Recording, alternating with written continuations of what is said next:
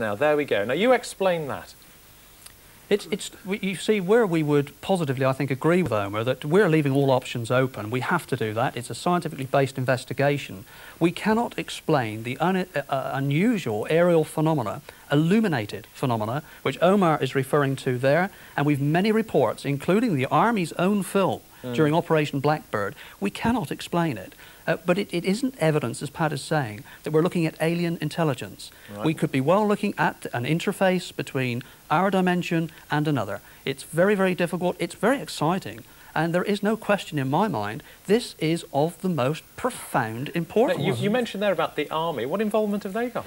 Well, we think that the Army and every other government department probably are just as interested in this phenomenon as we are. Do the government have a position on it then? Well, I think they're definitely interested. They certainly want to know what's going on our ground. You could say whatever is creating these circles is violating our ground space, because nobody can put up a notice and say, hey, you can't come here and do this. These creations appear overnight and nobody has any idea what they are, therefore how can you stop it? Right, but are the government actually sort of interested in terms of, you know, wanting to know what's happening around them? I want to know if they've actually contacted you and said, continue your research. Yes, I've written a number of reports for the Under-Secretary of State for the Environment, and we've had the matter raised in the House of Commons on a number of occasions, on 5 occasions 2 years ago and a couple of occasions last year. And the reply from the Chief Scientific Advisor to the British government, Dr. Fisk, states very categorically, not only in the House of Commons 2 years ago, but in black and white in letters to ourselves in reply to the information contained within the reports.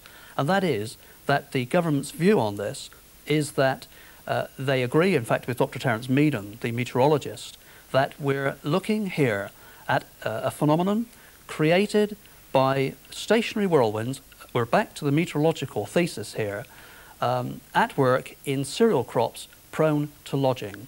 Now that's a very important statement. We don't agree with it at all, not at all, but one must note here that the British government themselves are prepared to accept that this is not a hoax. OK, well, let's find out if Wendy Grossman, who lives in London, agrees with that. Do you think it's a hoax or not?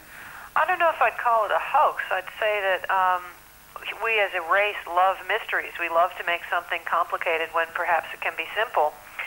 Some of the things that I saw in the film, I would question whether dowsing is really an appropriate tool for investigating crop circles. The dowsing reflex is well known. It has to do with unconscious muscular movements in your hands and arms.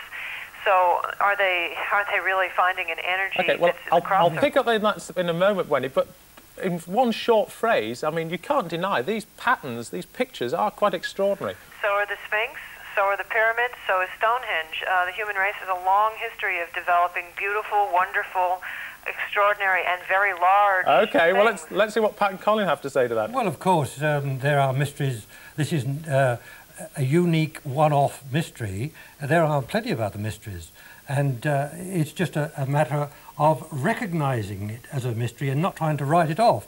Let's be scientific about it. After all, it does seem that after all these years, with all the scientists that have come here, not only our British scientists, but scientists have come here to my house, they've seen evidence and photographs and been out in the fields with them, and they look at these circles, they have no idea what they're looking at, they don't know what instrumentation to apply, and with regard to dowsing, nobody is saying that the answer lies by being able to dowse. It is a method of finding out what energies may be associated. OK, what energies may be around. OK, Wendy, Omar, thank you for those calls. I'd like to go back to the open line because I know you've been inundating Ronke with calls. What sort of things have people been saying? I have, Adrian. I mean, we certainly have had so much interest this morning, but it's interesting that Pat said that scientists can't be fooled, because that's not the experience of Mark Bradnick. Good morning, Mark.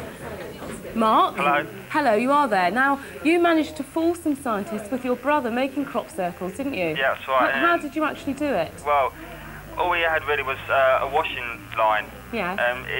It's the same sort of basic use as a drawing compass. One of them stands in the middle while the other brother went round in a circle. And I just laid down and they dragged me through the corn. We had the experts back for about 3 weeks. So we actually owned up and said we actually done it.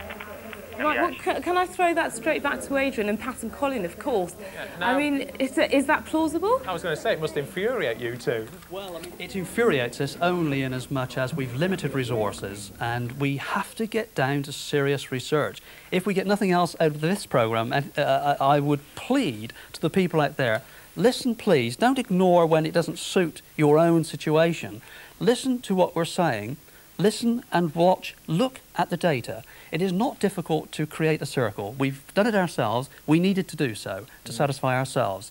We're looking here at a change in the atomic structure of plants. We're looking at locations which are not accessible to human beings. So let's get down to the real matter. What's causing the phenomenon? All right, do we have any more opinions on that, Rongo? Oh, what's causing the phenomenon? Julie Patterson in Great Yarmouth thinks she has a theory. Good morning, Julie. Hello. Now, I believe that you saw an incredible light in the sky one night, and then the next day there was a crop circle near you. Yes, that's right.